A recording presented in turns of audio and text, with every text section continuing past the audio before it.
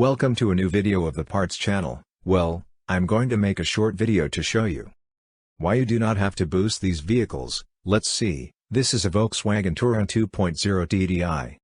This one has the BKD engine. Well, the owner of this van that already has more than 200,000 kilometers, because he considered that he wanted it to travel more, that this one also walks a lot.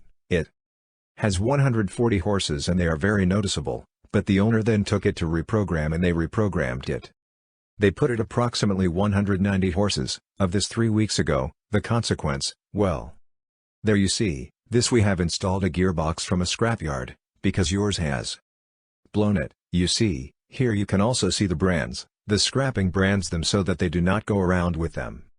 Okay, because of the warranty, and this is the one that vehicle carried, which had not given any type of problems, until the vehicle was powered up, and now, well, the box burst, and of course, it was very expensive, and in the end, well, the owner he has preferred to bring one from a scrapyard.